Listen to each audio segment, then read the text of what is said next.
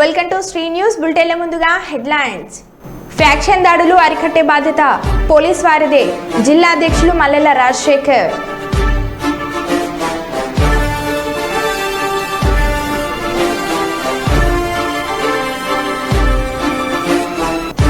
కారును ఢీకొట్టిన రైలు, తప్పిన పెను ప్రమాదం.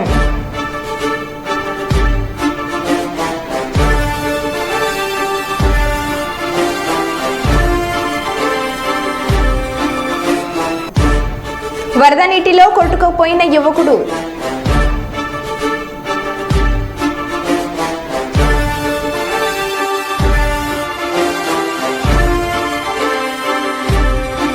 విశాఖలో రెచ్చిపోయిన గంజాయి బ్యాచ్.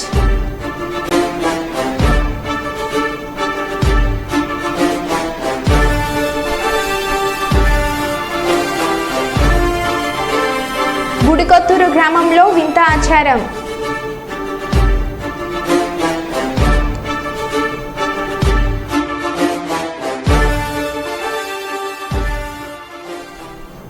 ఇక వివరాల్లోకి వెళ్తే మహబూబాబాద్ జిల్లా కేంద్రంలోని బాలాజీ గార్డెన్స్ లో ఏర్పాటు చేసిన సన్మాన కార్యక్రమంలో కాంగ్రెస్ శ్రేణులు, అభిమానులు, ఎంపీ బలరాం నాయక్, ప్రభుత్వ whip Dornakal MLA Ramachandra Naik, Manukota MLA Murali నాయక్లకు గజమాలలు వేసి ఘనంగా సన్మానించారు. స్థానిక బాలాజీ గార్డెన్స్ లో జిల్లా కాంగ్రెస్ పార్టీ అధ్యక్షులు భరత్ బాబు అధ్యక్షతన ఏర్పాటు చేసిన ఈ సన్మాన కార్యక్రమంలో నియోజకవర్గ వర్గం నుండి భారీ సంఖ్యలో కార్యకర్తలు, యువకులు తరలివచ్చారు. ఈ సందర్భంగా ఎంపీ బలరాం నాయక్ మాట్లాడుతూ ఆగస్టులో రైతులకు 2 లక్షల రుణమాఫీ చేస్తామని, పోడు భూముల సమస్యలను కూడా త్వరలో తీరుస్తామని, స్థానిక సంస్థల ఎన్నికల్లో కాంగ్రెస్ పార్టీ నుండి సర్పంచ్ అభ్యర్థిగా నిలబడిన ఏ వ్యక్తినైనా గెలిపించుకొని తీరుతామని ధీమా వ్యక్తం చేశారు.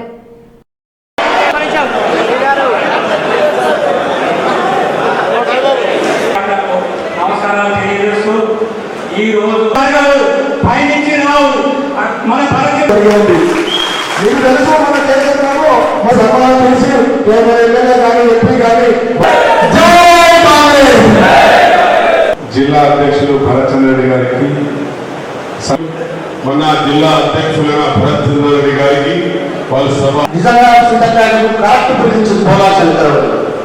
ఇకపోతే 50,000 ఓట్ల మేరతో గెలిపించడం పెట్టారు. ఎంతో ఉన్నాయి సందర్భంగా తెలియజేసుకుంటున్నాము. మన అదేవిధంగా ఎంపీ గారు కూడా ఆ విధంగానే మన నియోజకవర్గం పైన దృష్టి పెట్టి మరి నియోజకవర్గానికి మీ ఆశీర్వాదంతో సీఎం గారికి స్కూళ్ళ గురించే తీసుకోపోయే తప్ప వేరే గురించి తీసుకోపోయే ఢిల్లీ కూడా రాగానే. ఎందుకంటే స్కూళ్ళ బాధలు చాలా బాధలు పడుతున్నారు అందరూ. ఇప్పుడు మనం మొట్టమొదటిగా చేయవలసిన పని ప్రతి మండలానికి హై స్కూల్ నుంచి డిగ్రీ కాలేజీ మనం కట్టియవలసిన బాధ్యత ఉంది. ప్రతి మండలానికి మనం కట్టియవలసిన అవసరం ఉంది. నాణ్యతమైన ఎడ్యుకేషన్ ఏ మండలాల్లో ఆ మండలాల్లో ఇచ్చినట్టయితే మనం అది మండలాలు ఏర్పాటు చేసినా దానికి ఫలితం ఉంటుంది. కాబట్టి ఆ నాణ్యత, ఆ యొక్క క్వాలిటీ మనం ఇవ్వాలని, దానితో పాటు ముఖ్యంగా మనము నాగార్జున సాగర్ కెనాల్ 100% తీసుకురావాల్సిన అవసరం ఉంది. డోర్నకల్ బైపాస్ ఎక్కడికో సత్తు పలిగిపోతుంది, అది మనం తీసుకురావాల్సిన బాధ్యత ఉంది. మీ కుంటలు ఎన్ని కుంటలు ఉన్నాయి, ఆ కుంటలకు కూడా మనం కెనాలు కానీ చెరువులు కానీ పెద్ద చేయవలసిన పని ఉంది. 100 రోజుల పని ఎప్పుడు చేద్దాం, అది వేరు. మామూలుగా చేయవలసింది ఉంది. ఆగస్టులో మనం 2 లక్షల రూపాయల రుణమాఫీ 100% ఇస్తున్నాం. పోడు భూముల ఇష్యూ కూడా, ఆ ఇష్యూను కూడా పూర్తి స్థాయిలో చేస్తాం.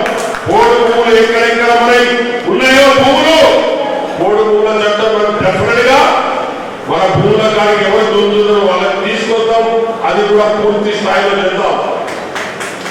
కాంగ్రెస్ సర్పంచులు ఎవరు నిలబడ్డా, ఎవరికి ఇచ్చినా, నేను కానీ మురళీ నాయక్ గారు కానీ ఎమ్మెల్యే గారు, జిల్లా ప్రెసిడెంట్ గారు, మేము వారి నుంచి కృషి చేసి తప్పకుండా గెలిపిస్తాం.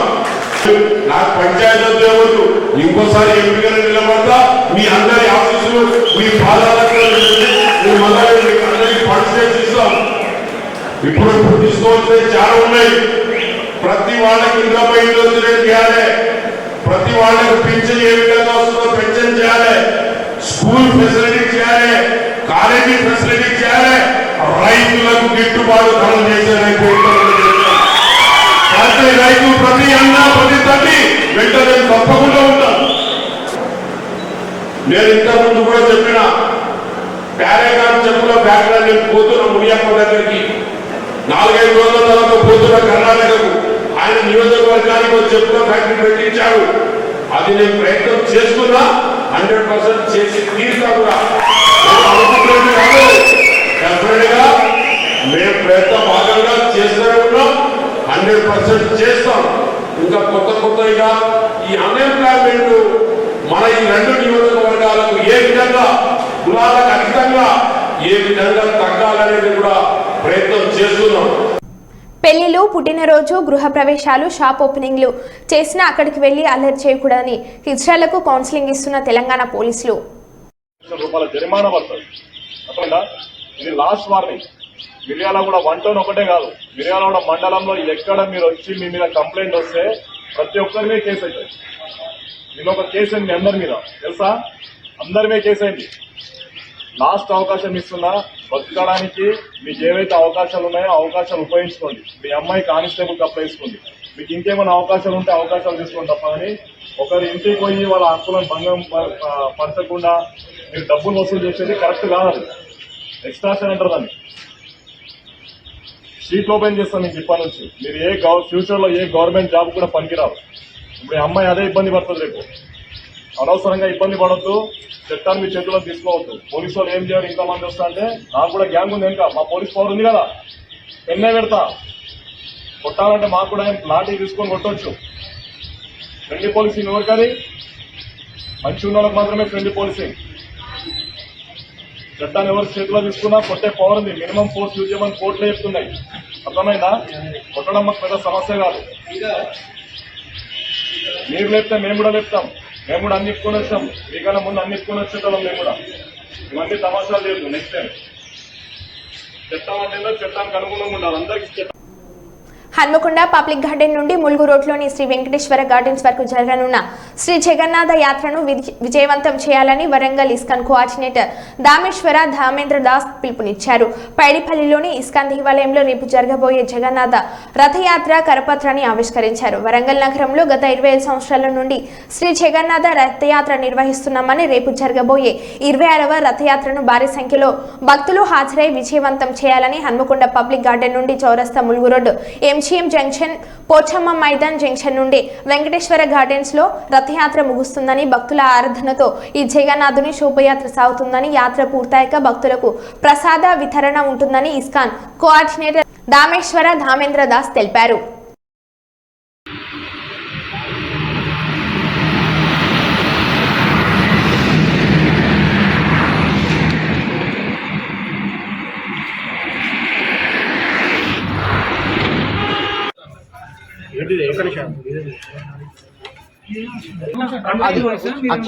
ఆ చైర్ ఉంటుందా, కూర్చుంటారా?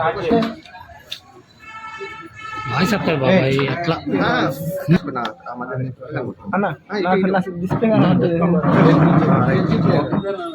ఇద్దరు మధ్య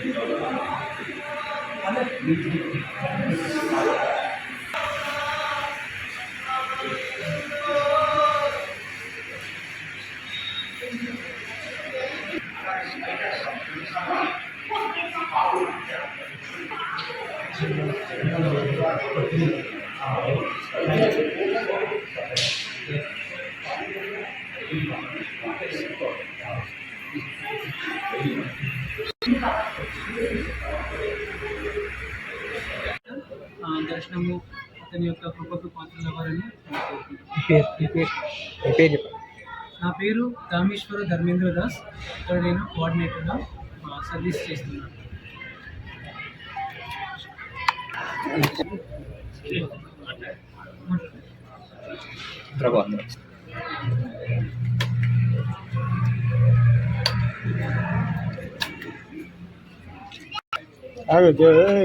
ఏమంటుంది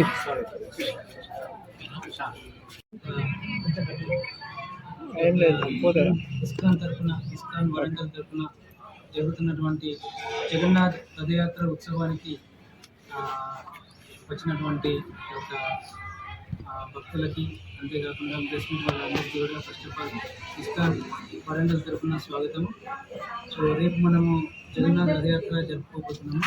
టీచర్లకు పాలాభిషేకం చేసిన విద్యార్థులు. తమకు విద్యాబుద్ధులు నేర్పిన ఉపాధ్యాయులకు పాలాభిషేకం చేసిన విద్యార్థులు తమ అభిమానాన్ని చాటుకున్నారు. ఖమ్మం జిల్లా మెదుగొండ మండలం మిట్టగూడెం ప్రాథమిక పాఠశాలలో ఈ సంఘటన జరిగింది. ఇటీవల ఆ పాఠశాలలోని 3 టీచర్లు ట్రాన్స్ఫర్ అయ్యారు. ఈ సమక్షంలో తమకు ఎంతో ఇష్టమైన ఆ గురువులను విద్యార్థులు సన్మానించి ఘన వీడ్కోలు పలికారు. వారి సేవలను విద్యార్థులు, తల్లిదండ్రులు కొనియాడారు.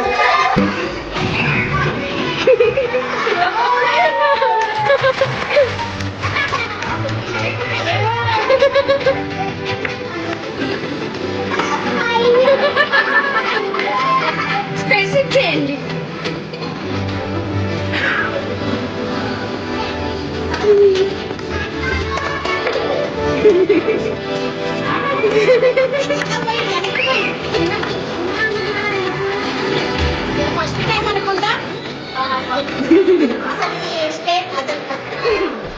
తెలంగాణ ఆంధ్ర ఫస్ట్ టైం అనుకుంటా.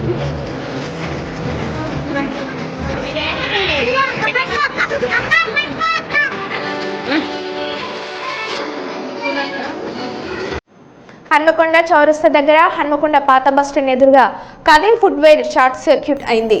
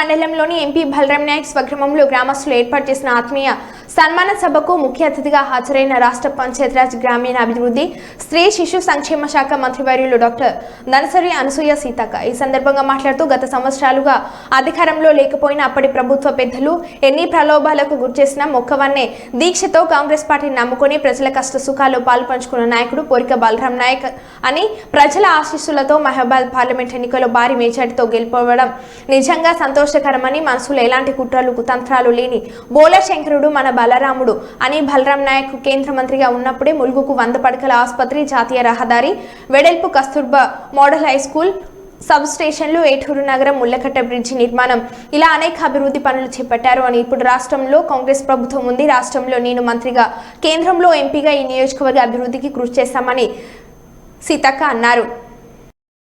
చాలా కష్టాలలో ఉండేది, లేదా మన తల్లిదండ్రులు కూడా చాలా కష్టాలలో ఉండేది. వాళ్ళందరూ కష్టపడి ఈ ఊరు నుంచి ఈ నీళ్లు తాగిచ్చి, ఇక్కడ తిండి పెట్టి, ఇక్కడ వాతావరణం ఇచ్చి మనం ఒక ఉన్నతమైనటువంటి స్థానంలో ఎదగడానికి కారణమైనటువంటి ఈ గ్రామాలకు మనం తిరిగి ఏమి ఇవ్వాలో కూడా ఆలోచించాల్సిన అవసరం అయితే ఉంది. అవునా కాదా? ప్రభుత్వాలు చేసినా ఇప్పుడు మేము ఈ ఏరియాలలో రకరకాల దాతలతోటి కూడా కరోనా టైంలో చాలామంది దాతలు వచ్చారు. అదేవిధంగా వరదలు వస్తే దాతలు వచ్చారు, లేదా ఎవరైనా చనిపోతే, లేదా పేద పిల్లల కోసం ల్యాప్టాప్స్ కూడా. మనం ఒక ఉన్నత స్థానంలో ఉన్నాం. ఒక పేదింటి బిడ్డ ఉంటుంది మన ఇంటి పక్కనే, ఆమె హైయర్ ఎడ్యుకేషన్కి వెళ్ళాలంటే కనీసం ఆమెకు ఒక ల్యాప్టాప్ లేదా ఒక కొంచెం ఫీజు, ఇట్లాంటి వాటిలలో కూడా చిన్న చిన్న వాళ్ళు గ్రామస్తులు డొనేషన్స్ వేసుకొని కూడా హెల్ప్ చేస్తూ ఉన్నారు.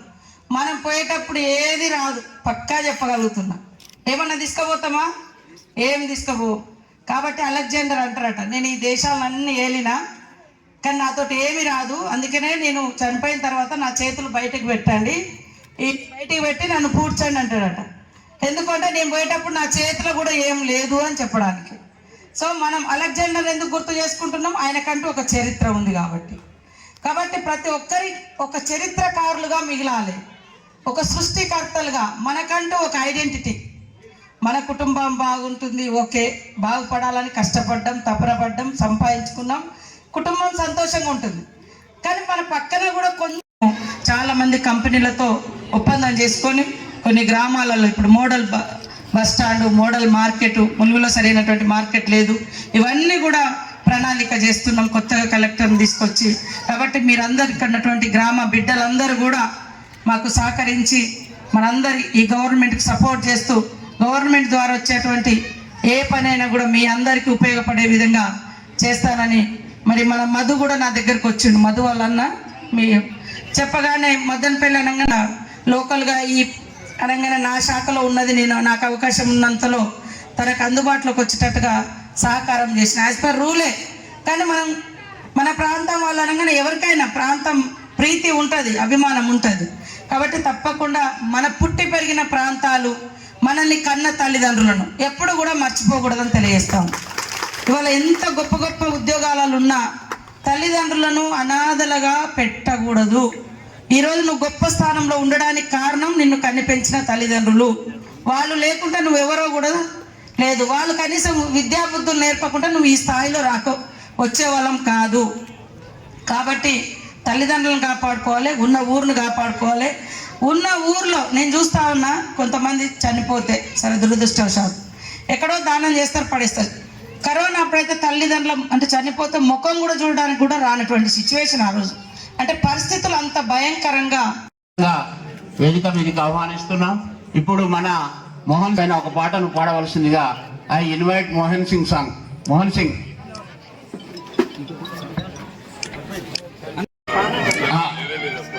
ఓకేనా? తీసేవచ్చా? ఓకే. ఆ సాంగ్స్ అవి నెక్స్ట్ బలరాం అన్నకు మేమంటాను ఇలా సహకరించాలి.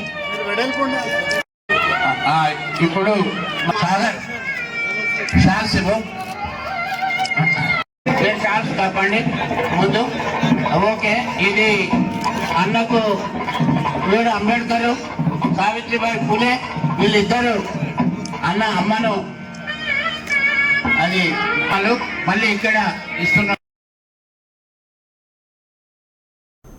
జనగామ జిల్లాలో కుల మతాలకు అతీతంగా ముస్లింలు నిర్వహించే పండగ మొహరం. గ్రామాల్లో వాడవాడల పీరీలను ఎత్తుకొని డప్పు చప్పులతో ఇంటింటికి తిరగడం అనాదిగా వస్తున్న ఆచారం. కుల మతాలకు అతీతంగా పీరీలను ఎత్తుకొని ప్రజల ఇంటికి వస్తే వారి కళ్ళకు నీళ్లు పోసి పీరీలను భక్తి శ్రద్ధలతో పూజించి పీరీలకు కానుకలను కట్టి తమ మొక్కులను చెల్లించుకుంటారు. ఈ పీరీల ఊరేగింపులో గ్రామాల్లో సందడి వాతావరణం నెలకొంటుంది. అందులో భాగంగానే దేవరూప్ల మండల కేంద్రంలో ప్రతి ఇంటికి దుకాణాలకు పీరీలను ఎత్తుకొని సందడి చేయగా ప్రతి ఒక్కరు వారికి తోచిన కానుకలను ముస్లిం ముజావర్లకు అందచేయగా కానుకలను సమర్పించిన ఆ ఇంట్లో ఉన్న వారందరికీ ముజావర్లు ఊదును కంట్ల చివర బొట్టు పెట్టి వారి వీపులో అరచేతితో ఒక దెబ్బ వేస్తే వారి ఒంట్లో పీడకలలన్నీ తొలగిపోతాయని పూర్వీకులు చెప్తుంటారు.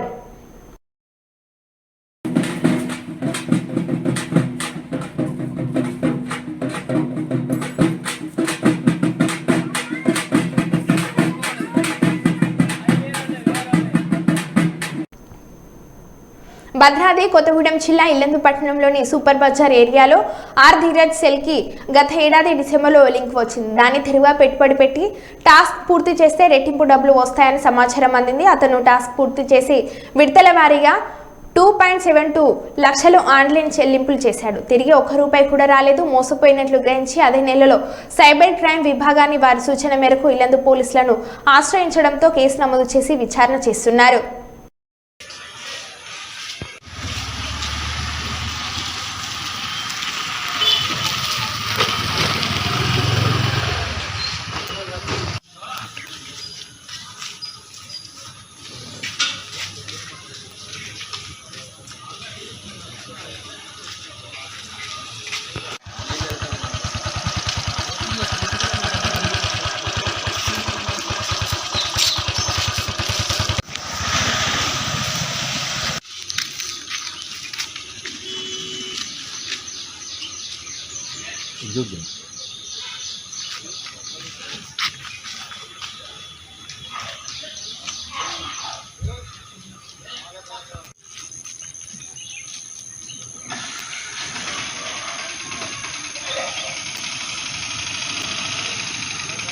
మైక్ పట్టుకోకుండా నాకు వాట్సాప్లో ఒక మెసేజ్ రావడం జరిగింది. దాన్ని ఓపెన్ చేసిన తర్వాత వాళ్ళు వర్క్ ఫ్రమ్ హోమ్ అని చెప్పి టాస్క్లు అని చెప్పి ఇచ్చారు.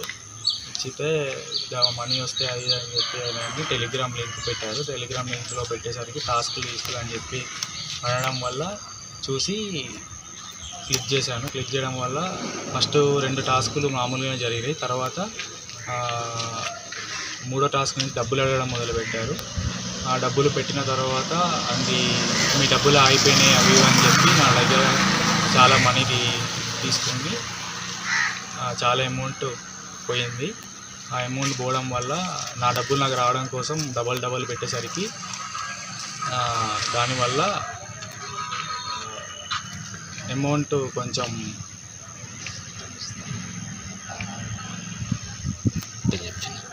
2,70,000 వరకు పోయినాయి ఆ టాస్క్లో. మళ్ళీ అది నాకు మోసం జరిగిందని తెలిసి కేసు పెట్టడం జరిగింది. అది నిన్న పోలీస్ స్టేషన్లో ఎఫ్ఐఆర్ చేయడం అయింది. మహారాష్ట్రలో భారీ వర్షాలు కురుస్తున్నాయి. రత్నగిరి జిల్లా కేడ్ ప్రాంతంలో వరద నీరు జనవాసాల్లోకి వచ్చింది. ఈ క్రమంలో షెల్లి డ్యాం వద్ద వరద నీటితో దిగిన జయేష్ రామచంద్ర అంబ్రే అనే యువకుడు గల్లంతయ్యాడు. ఇతరులు చూస్తుండగానే ప్రవాహంలో ఆ యువకుడు కొట్టుకొని పోయాడు. ఆదివారం మధ్యాహ్నం ఈ సంఘటన జరిగింది. అతడి కోసం సెర్చ్ ఆపరేషన్ కొనసాగుతుంది. దీనికి సంబంధించిన వీడియో సోషల్ మీడియాలో వైరల్ అవుతుంది.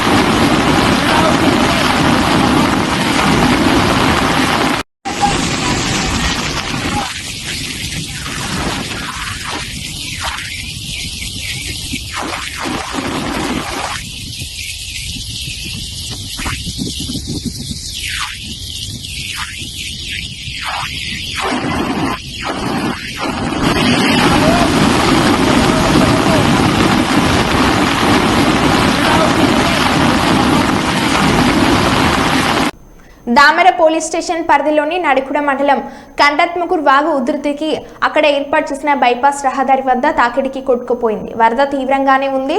వెంటనే అక్కడికి చేరుకున్న ఎస్ఐ అశోక్ తన సిబ్బందితో రహదారిని నిలిపివేశారు. దీంతో హన్మకొండ నుంచి పర్కాల వయ్య అంబాల మీదుగా రాకపోకలు నిలిపివేయడం జరిగింది. ప్రస్తుతం పోలీసులు బ్రిడ్జి వద్ద బందోబస్తును నిర్వహిస్తున్నారు. వాగు వైపు వెళ్లకుండా బారికేడ్లు ఏర్పాటు చేయడం జరిగింది.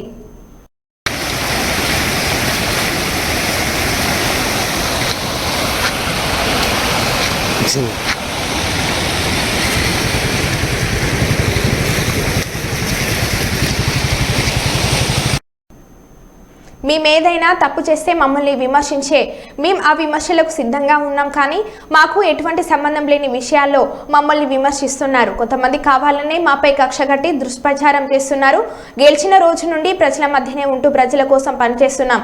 పాలకుర్తి అభివృద్ధి కోసం పనిచేస్తున్నాం. మాకు ఎలాంటి వ్యక్తిగత స్వార్థం కానీ ద్వేషం కానీ లేదు. కేవలం పాలకుర్తి నియోజకవర్గం అభివృద్ధి ప్రజల సంక్షేమం మాత్రమే మా లక్ష్యమని ఎమ్మెల్యే యశస్విని రెడ్డి అన్నారు.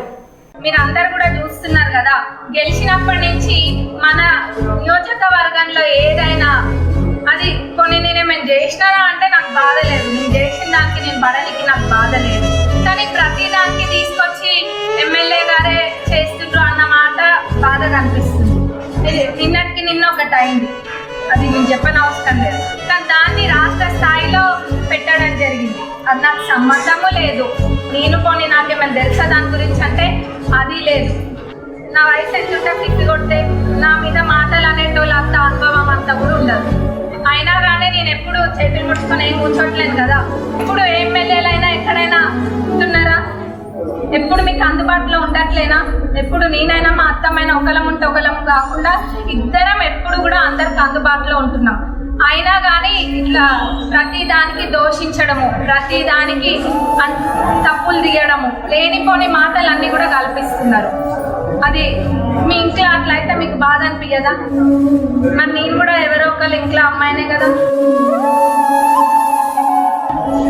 ఊరికే నోరుంది కదా అని చెప్పి అన్ని తప్పుగా మాట్లాడద్దు కదా, న్యాయంగా మాట్లాడాలి కదా ఎవరమైనా. కొంచెం ఈ విషయంలో కొంచెం అందరూ కూడా అర్థం చేసుకోండి. మీరు అందరు సహకరించాలి. అందరు సహకరియట్లేరని కాదు, సహకరిస్తుండ్రు. కానీ ఇట్లాంటి కొన్ని ఇబ్బందికరంగా ఉంది, కొంచెం మంచిగా అనిపించట్లేదు. కాబట్టి అందరూ కూడా అర్థం చేసుకోవాలని కోరుతున్నాను. మరో బులెటిన్లో మళ్ళీ కలుద్దాం. Stay tune. Sri news. Sri news.